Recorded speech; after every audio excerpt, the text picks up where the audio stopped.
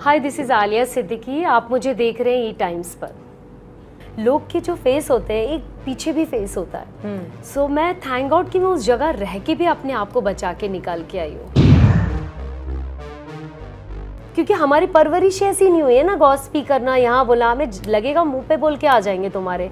But मुझे लग रहा था कि बहुत ज़्यादा हो रहा था। वो सोचती हूँ तो अभी भी मेरा जी घबराता है बहुत। मतलब भाई, बिग बॉस में जाने का मेरा जिगर चाहिए आपके लिए। वो मेरा जिगर तो बिल्कुल ही वो पड़ गया था, डेड हो गया था। उसको आप प्यार से समझाओगे कि बेटा आप में ये प्रॉब्लम है, या यार बेबी का तेरे में ये प्रॉब्लम है, वो बोलेगी पागल हो, आप पागल हो। ऑफकोर्स पूजा भट्ट जी बेचारी बन के, एड़ा बन के बोलते पेड़ा खाते हैं, वो वैसा वाला हरकत दिख रही है उनकी। Hello everyone, welcome to E Times. I am Vijay Tiwari and today I have with me Alia Siddiqui, जो बहुत ही खूबसूरत 1.5 हफ्ते का अपना एक सफ़र तय करके आई हैं बिग बॉस OTT सीज़न 2 में। तो आइए हम उनसे बात करते हैं। आलिया, डिसअपॉइंटेड तो होंगी क्योंकि अभी अभी आपने थोड़ा स्पीड पकड़ा था, अपने व्यूज़ रखना शुरू किए थे एंड शॉक आ गया। हाँ जी, ऑफ कोर्स बहुत बुरा लगा मुझे। इस तरीके से निकलना नहीं था, इतनी जल्दी तो नहीं निकलना था। मैंने सोचा था कि मैं आगे तक तो जाऊंगी, बट यही सोच के गई थी कि ऑफ कोर्स अपनी ईमानदारी से दूंगी, 100% दूंगी। थोड़ा स्पीड स्लो थी बट वो पकड़ ली थी मैंने। और जैसी मैंने पकड़ी तो सबसे पहले मैंने जो सबसे जिसकी वजह से घर में पूरी माहौल ख़राब हो रहा था, उस पर टारगेट करते ही मुझे ऐसा लगा कि शायद सारी चीज़ें ख़राब होना शुरू हो गई थी। लेकिन अगर आप अपने 1.5 हफ्ते के जर्नी को बयान करेंगे तो what do you have to say? Beautiful था जितना भी वक्त आपने अंदर बिताया। हाँ, मतलब जर्नी में देखूंगी तो मैं पॉजिटिव ही लेके चलूंगी कि मुझे बहुत सारे लोगों के बारे में ऐसी चीज़ें पता चली कि लोग के जो फेस होते हैं, एक पीछे भी फेस होता है। सो मैं थैंक गॉड कि मैं उस जगह रह के भी अपने आप को बचा के निकाल के आई हूँ। और मैं रहती तो भी वैसी ही रहती, मैं बदलती नहीं उन लोग के कहने पे या उनके जैसी नहीं बदलती कि हाँ मुझे जीतना है तो मैं कुछ भी कर लूँ। सो थैंक गॉड मुझे एक पॉजिटिव रही, मैं हमेशा से रही हूँ और वो चीज़ अच्छी लगी। और एक जगह मैं टूट गई थी जब मुझे बहुत ज़्यादा कल पैनिक अटैक आया था, क्योंकि लिटरली मैं हिल गई थी। इसलिए नहीं हिली कि मुझे निकाला जा रहा है, वो तो मैं पहले से 2 दिन पहले ही तैयार हो गई थी, बॉस निकलना है, आप समझ में आ गया, नॉमिनेट हुई है तो निकलना है। बट अफसोस पता है, ये छोटी छोटी चीज़ों के लिए जो ब्लेम किया है यार, वो छोटे छोटे घर वाला नहीं होता, घर की जो सीरियल में दिखाया जाता है, जो बहू के साथ में जो सास ऐसे ऐसे मुंह बना के और टेढ़े वेढ़े बना के जो इस तरीके की हरकतें की जाती है, वो टॉर्चर किया जाता है, पानी डाल देना पैरों के नीचे गिर जाए बहू। सो मुझे लगता है इस तरीके की हरकतें होना शुरू हो गई थी कि एक सैनिटरी पैक बाथरूम में भूल गई, अच्छा तुमने मुझे टॉर्चर किया था, तुम मुझे परेशान करने के लिए कर रही थी। सो ये जो बड़ा टॉर्चर हुआ है ना मेरे साथ, ये मैं कभी ना भूल सकती, कभी नहीं भूल सकती, क्योंकि यार मैं वैसी लड़की हुई नहीं, मेरी सोच ही नहीं है। जिस तरीके से वो प्रेजेंट करना चाह रहे थे, दुनिया के सामने दिखाना चाह रहे थे, मैं तो बोलूँगी ऑडियंस कहती मुझे करना होगा मुंह पे रख के आ जाऊँगी, मैं वैसी नहीं हूँ, पीछे रख के आऊँगी, सामने रख के आऊँगी आपके। बट मुझे करना ही नहीं था। बट आप इस छोटी छोटी चीज़ें, बाथरूम शेयर कर लेना, ये कर देना, मेरे बारे में नहीं जाना, जेल पहुँचाना, वो जेल तक ठीक था, वहाँ गेम तक सब चीज़ें ठीक थी। Victim card, sanitary pad, bathroom use करके मुझे कि यार तेरी इंटेंशन ही ऐसी थी, तुम झूठ गलत कर रही हो, उससे बहुत हर्ट हुई मैं। और आपके निकलने के बाद हमने ये देखा कि आकांक्षा बार बार ये बोल रही थी कि आलिया जी ने तो पहले से गिव अप कर दिया था। अभिषेक ने भी 1-2 जगह ये मेंशन किया कि हाँ उन्होंने तो पहले से ही गिव अप कर दिया था कि मैं इस हफ्ते जा रही हूँ। आपने इतनी जल्दी क्यों गिव अप कर दिया था? इसलिए क्योंकि आपके सामने जिया थी जो बहुत ज़्यादा फ़ैन फॉलोइंग है उनकी और उन्होंने काफ़ी काम किया है, लेकिन आपका ये पहली बार आपको मंच मिला था? ऐसा कुछ नहीं है, जिया के लिए मेरे दिल में ऐसा कुछ भी नहीं था। गिव अप तो मैं इसलिए करी क्योंकि वो नेगेटिव एनर्जी मेरे वो इतना ज़्यादा डैमेज कर रही थी कि मैं ज़्यादा वक्त रहती तो मुझे वो पैनिक अटैक आके वो सीधे कुछ ना कुछ होता मुझे, क्योंकि वो एनर्जी से मैं कनेक्ट नहीं कर रही थी। वो टॉर्चर हो रहा था, मेंटली मुझे बहुत ज़्यादा टॉर्चर होता, मैं बोल नहीं पा रही थी अपनी चीज़ें, इसलिए मैं कॉर्नर पे जा के बैठ जाती थी, या मैं अभिषेक से थोड़ी बहुत बात कर पा रही थी तो भी मैं बुरा नहीं बोल पा रही थी, क्योंकि हमारी परवरिश ऐसी नहीं हुई है ना, गॉसिप करना, यहाँ बोला, हमें लगेगा मुंह पे बोल के आ जाएंगे तुम्हारे। बट मुझे लग रहा था कि बहुत ज़्यादा हो रहा था। वो सोचती हूँ तो अभी भी मेरा जी घबराता है बहुत। मतलब भाई, बिग बॉस में जाने का मेरा जिगर चाहिए आपके लिए, वो मेरा जिगर तो बिल्कुल ही वो पड़ गया था, डेड हो गया था और हिम्मत नहीं हो रही थी मेरी आगे। बट अब मैं पॉजिटिव इसलिए हो रही हूँ कि यार मुझे मेरे को बदलना पड़ेगा, वरना मैं सरवाइव नहीं कर पाऊंगी लाइफ में। फेस करना होगा। यदि कोई चीज़ गलत लग रही, जैसे मैं चिल्लाती हूँ, तो उस चीज़ से हम यहाँ भाग पाते, वहाँ नहीं भाग पा रही थी मैं। और वहाँ सारे एक दूसरे से हम टकरा रहे थे। बट हाँ, मैं थोड़ी कमज़ोर तो पड़ गई थी, क्योंकि मुझे वो एनर्जी बिल्कुल नहीं अच्छी लग रही थी। जो सबसे ज़्यादा आपका मूव डिस्कस हुआ फर्स्ट वीक में वो ये था कि आप, बेबिका, मनीषा और अभिषेक साथ में बैठते थे, बहुत ज़्यादा टाइम स्पेंड करते थे। आप लोगों की एक बॉन्डिंग हो गई थी और फिर आपने डिसाइड किया कि आप बेबिका को नॉमिनेट करेंगी। वो आप लोगों का 2-3 दिन की आप लोगों की बॉन्डिंग थी, कोई ज़्यादा नहीं थी, लेकिन फिर भी वो बहुत बड़ा झटका लगा बेबिका को, क्योंकि वो एक्सपेक्ट नहीं कर रही थी। आपने क्यों ये रास्ता चुना कि आप उनको नॉमिनेट करके एहसास कराएंगे कि उनमें इतनी नेगेटिविटी है? आपने उन्हें बिठाकर समझाने की कोशिश क्यों नहीं की? बहुत लोगों के मन में सवाल है ये। देखिए, वहाँ पर भी मुझे बोला गया था कि जैसे अभिषेक ने बोला कि दिया आपको बोलना चाहिए था उसके बारे में, पर जितना मैंने ऑब्जर्व उस लड़की को किया, वो लठ दिमाग की है। उसको आप प्यार से समझाओगे कि बेटा आप में ये प्रॉब्लम है, या यार बेबिका तेरे में ये प्रॉब्लम है, वो बोलेगी पागल हो, आप पागल हो, आप गलत हो, आपको समझ में नहीं आता, या तू गलत है। वो इस उल्टा आपको, जिस लड़की में समझ ही नहीं है, जिसमें अकल नाम की चीज़ नहीं है, क्या समझाऊं उसको? समझाया वहाँ जाता जो आपको तवज्जो देता, जो सुनता है, जो अपनी गलती एक्सेप्ट करता है। अभी तो थ्रू आउट आप लोग को सबको दिख रहा है कि मैं गलत नहीं थी। मैंने यदि वो पहला एक्शन लिया, मुझे वही एनर्जी दिखी थी नेगेटिव सबसे पहले। और पूजा जी उस चीज़ को और बढ़ावा दी जा रही है कि नहीं वो बच्ची, अरे बच्चा ऐसा होता है, किसी को दिमाग ख़राब करता है। यदि कोई इंसान आपको कल परसों की बात है, आकांक्षा ने सबको खाना खिला रही थी, मतलब वो टास्क के टाइम पे पानी पिला रही थी।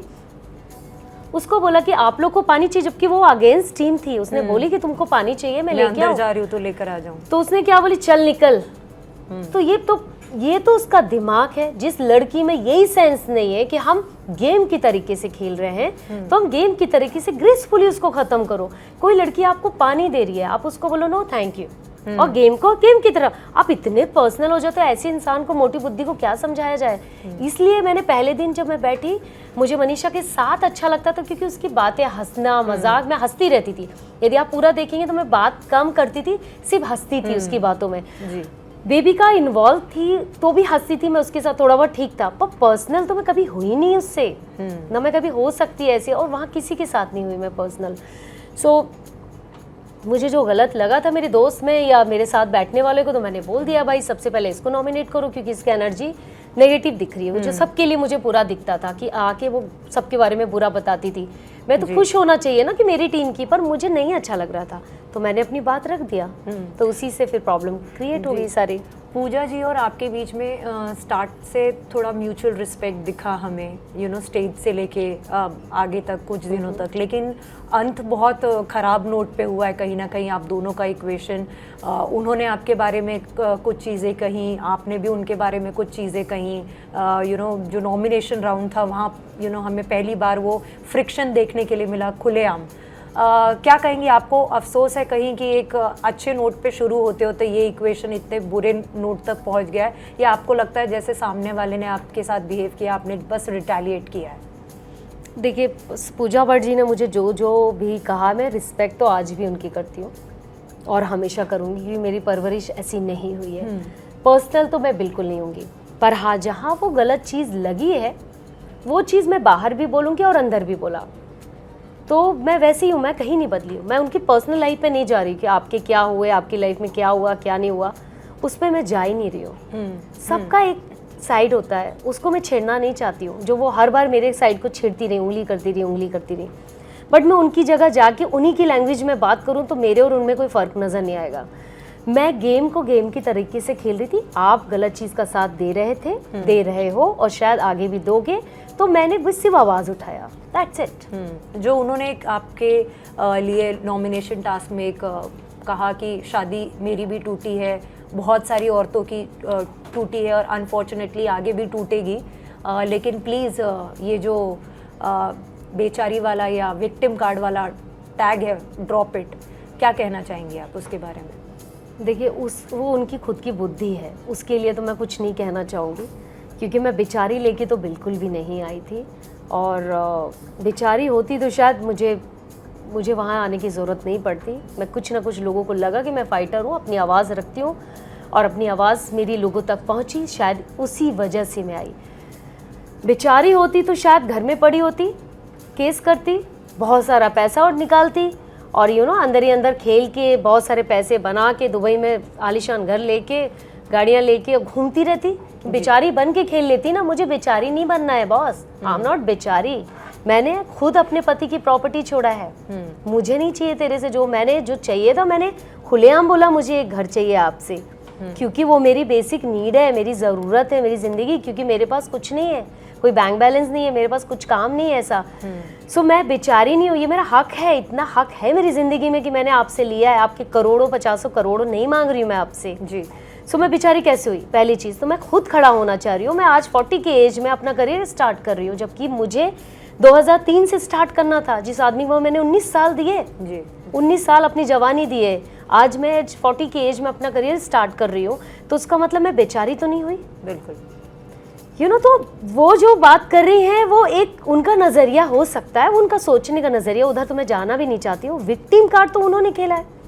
उन्होंने बोला है कि मैं महेश भट्ट की बेटी हूँ। अरे भाई, आप पूजा भट्ट हो, आप खुद बहुत बड़ी तोपखा हो, आप ना बताओ महेश भट्ट की आप क्या हो। मैं बोल सकती हूँ मैं नवाजुद्दीन की वाइफ हूँ, मुझे बोलना जायज़ लगता है मेरी, क्योंकि खुद की कोई पहचान नहीं है। आपकी पहचान, आप क्यों पागलों की तरह चिल्ला के बोल रहे हो कि मैं महेश भट्ट की बेटी हूँ? वो हो यार, आप पूजा भट्ट हो, सिर्फ उसमें रहो। तो विक्टिम कार्ड आप खेल रहे हैं ना कि मैं खेल रही हूँ। आपके हिसाब से शो में कौन है इस वक्त जो विक्टिम कार्ड का पूरा फायदा उठा रहे हैं? विक्टिम कार्ड का मुझे लगता कि ऑफ कोर्स पूजा भट्ट जी बेचारी बन के, एड़ा बन के बोलते पेड़ा खाते हैं, वो वैसा वाला हरकत दिख रही है उनकी।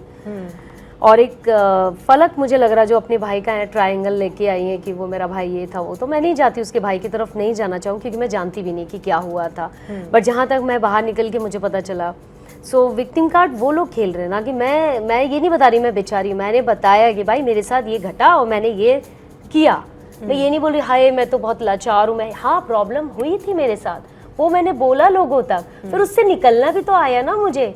उसके बाद मैंने अपने रिलेशन लेके आई, उसके बाद मैं खुश होकर अपना काम भी कर रही हूँ। मैं बेचारी होती तो मैं उस बेचारीपन में ही रहती। राइट।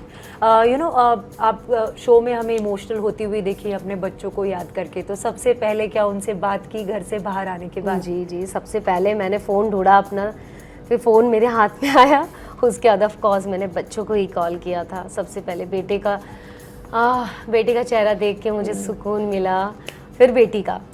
ऑफ कोर्स बेटी समझदार है तो मुझे उसका लगता कि वो संभालेगी, वो तो अपना नेल्स वेल्स लगा के मम्मा ये देखो मेरे नेल्स, ये उसमें लगी पड़ी थी वो। और बेटा तो ऑफ कोर्स बहुत लगा, वो छोटा है ना, तो इसलिए बोलते ना अंदर का रूह पे सुकून मिला उसका चेहरा देख के।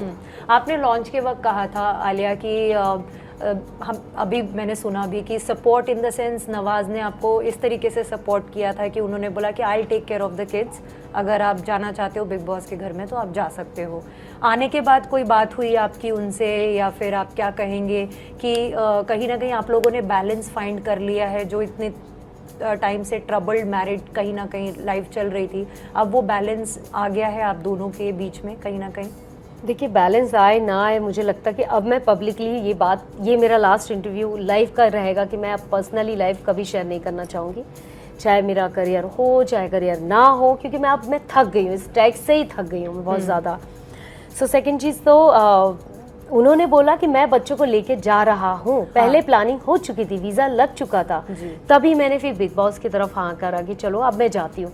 यदि वो नहीं जाते बच्चों को लेके तो शायद मैं 1.5 महीने के लिए, तो मेरे दिमाग में नहीं था कि मैं बच्चों को छोड़ के आऊँ।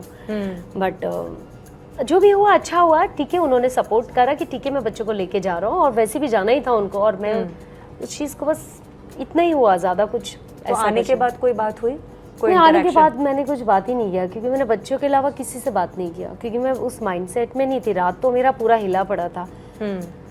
सो बाकी तो अभी सुबह से यही है हम लोग। बिग बॉस ओटीटी काफ़ी ट्रेंड कर रहा है, सीजन 2 और कंटेस्टेंट्स काफ़ी चर्चा में। आपके बारे में भी आपने ज़रूर देखा होगा, नहीं देखा होगा तो बताया गया होगा कि ट्विटर पे किस तरीके से सेटिस्फैक्शन है कि एक नवाजुद्दीन सिद्दीकी की वाइफ का टैग लेकर गई थी लेकिन अपनी पहचान बनाने में मुकम्मल रही। हाँ, लोगों ने यार आलिया के नाम से मुझे जान रहे हैं, एटलीस्ट लोग ये बोल रहे हैं कि वो अपना 100% दे तो रही थी, वो खेल ही रही थी और हम उससे कनेक्ट भी हो रहे थे और आपने एक झटका दे दिया। सो मुझे यही चीज़ लगा कि ऑडियंस एटलीस्ट समझ गई मुझे, एटलीस्ट जितना भी समझी, तो मैं उनको थैंक यू कहना चाहूँगी। बस जाने से पहले बस एक बात और जानना चाहूँगी कि वीकेंड का वार में होस्ट सलमान खान ने कहा कि हमें आपकी पर्सनल लाइफ में कोई दिलचस्पी नहीं है, आप उसके बारे में बात ना करें। वो आपको कहीं थोड़ा झटका लगा कि इस तरीके से क्यों? क्योंकि हर किसी ने हमेशा रियलिटी शो प्लेटफॉर्म का इस्तेमाल किया है अपनी बात को आगे रखने के लिए और आपको मना किया जा रहा था।